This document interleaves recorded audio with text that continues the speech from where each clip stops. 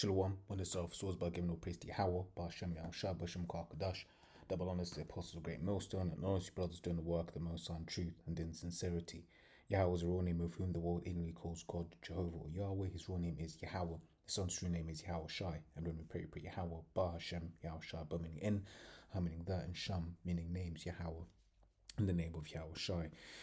Real quick, yeah, this is the first official portrait since coronation is unveiled, painted by Jonathan Yeo, right? This of the King Charles, and there's just something very ominous about this picture. Fact of the colors, this butterfly. Did some research. I'll share.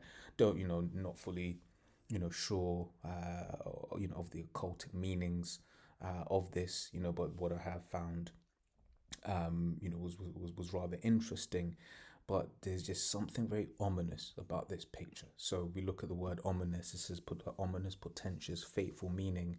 Fateful mean having a menacing or threatening aspect. Ominous implies having a menacing, alarming character, foreshadowing evil or disaster.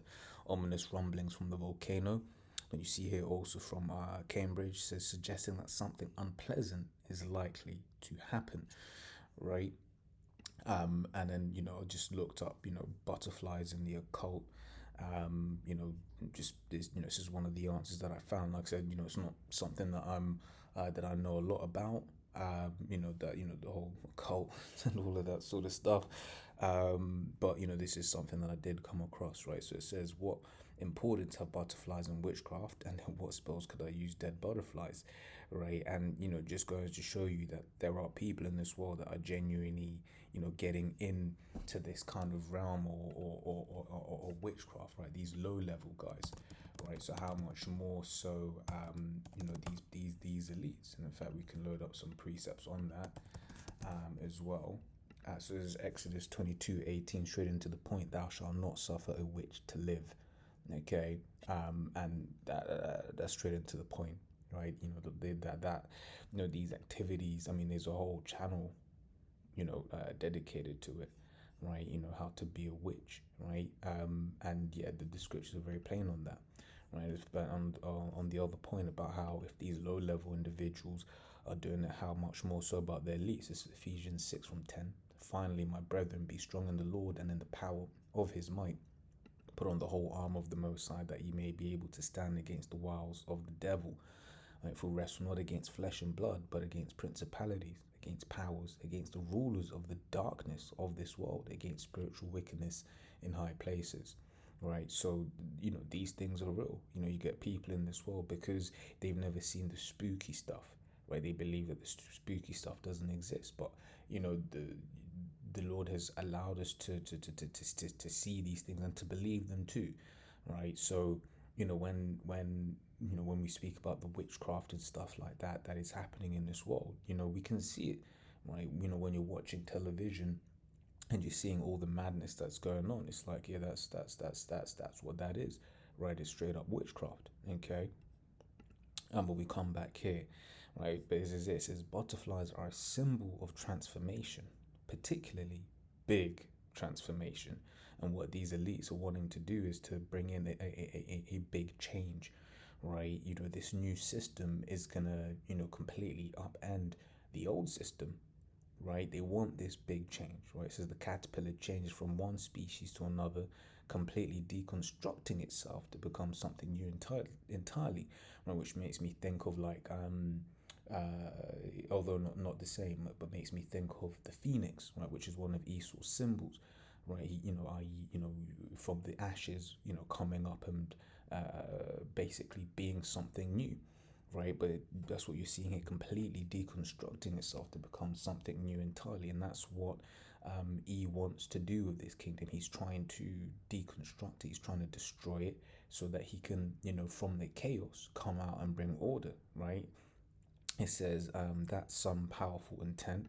If I were to use them in the spell, it would be for bringing about big transformational change in my life. But as always, be careful what you wish for, right? In fact, let me read it. Can the same be said for moths? I would say yes, yada yada. Right, it says, I know some cultures view butterflies as a symbol of death. I take that to be as an end of a cycle or completion, if that helps, right? And we understand that this man's rulership is coming to an end, right? So we can grab that real quick, because in this end, he's going to do everything that he can to try and to hold on to his kingdom, right? And he's going to be basically going around like a madman, sparing none, right? Which is, also, because the first thing you kind of look at it, kind of different ways, red representing blood, but also red, Esau is Edom, right? And I've got those, a couple scriptures on that as well, okay? So yeah, he's about to do some stuff, right? Yeah, like I said, this is a very ominous, in my opinion, my humble opinion, a very ominous picture that they've basically gone with here, right? So where will we read in Revelation 12:12? Therefore rejoice, ye heavens, and ye that dwell in them, woe to the inhabitants of the earth and of the sea. For the devil is come down unto you, having great wrath, because he knoweth that he hath but a short time. So Esau knows he's got a short time, and once again he's going to be doing the most. Okay, he's going to be doing the most, and he's like I said, it's very ominous, right? This is Genesis 25:30, and Esau said to Jacob, "Feed me, I pray thee, with that same red pottage, for I am faint." Therefore was his name called Edom, right? Edom equals red, right? Genesis 36:1. Now these are the generations of Esau, who is Edom. Right, and the last one, Revelation 6:4, and they went out another horse that was red, right, representative of Esau, and power was given to him that sat thereon to take peace from the earth, right? And this earth has been without peace, right? But what he's about to do, what the Lord is about to put the spirit in this devil to do, right? To wield that sword. This is Psalms 17:13, is it? Says, "O arise, O Yahweh, disappoint him, cast him down, deliver my soul from the wicked, which is thy sword." Right. So the Lord has basically once again set this Edomite up into this position, so he can do this, so he can take peace from earth, right? So he can bring about great death, right? Because he is the sword of the Lord. And what did the Lord say? It said, Salakia. Yeah, the slain of the Lord is many, right?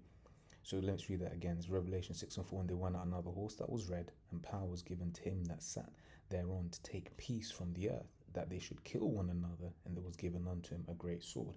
And that ultimate sword is them ICBM nuclear missiles, right? That's the ultimate great sword, right? Because the Lord has put the spirit in his man to create something so destructive. Okay. So yeah, as always, Lord's all that was edifying. Till next time we say Shalom.